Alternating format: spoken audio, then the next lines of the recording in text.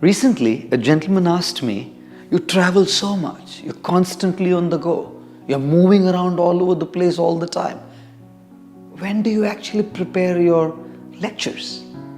I told him, preparing a lecture is not a very big deal. I read so much, I hear from my colleagues, I interact with people so much, and on all my travels I get so much experience. Don't they say that the best stories of your life are found between the pages of the passport? You put all of this together and within a short while you can prepare a fantastic talk. So realistically speaking, working on a talk is a very small part of the deal.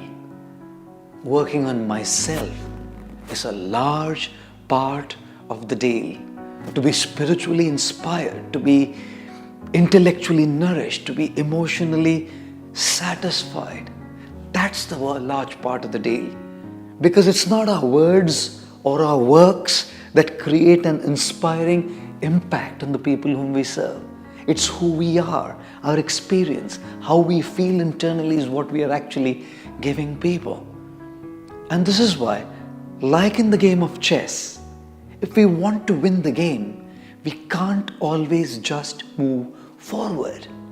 Sometimes we have to move backwards to be able to get that time to rejuvenate and revitalize ourselves, to be able to actually get that time to reflect and strategize how to move forward with double the force and double the impact. Don't we always find that when an arrow is shot, it's pulled backwards so that when it is shot, it can go with its full potential and double the force towards its target?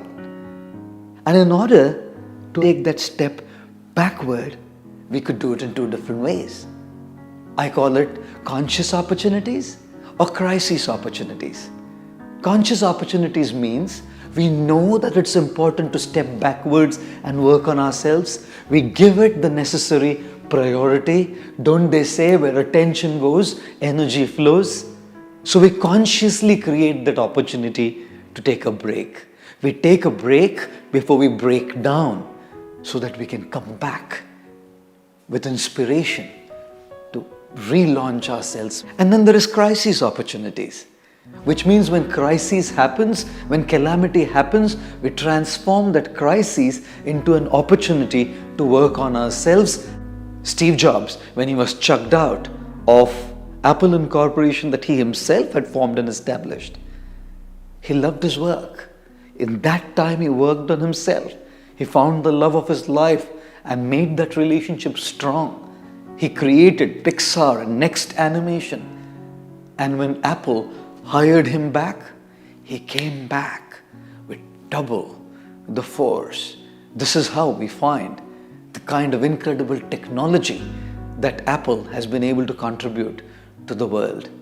Winning the game of life or winning the game of chess means not to just keep moving forward, but also to move backwards. I say always, moving backwards is not a sign of weakness or cowardice. I feel it's the greatest expression of wisdom. We press the pause, not because we want to pause. We press the pause because we want to press the play and come back with double the energy, double the force, and double the impact in order to achieve what we want to achieve in our lives.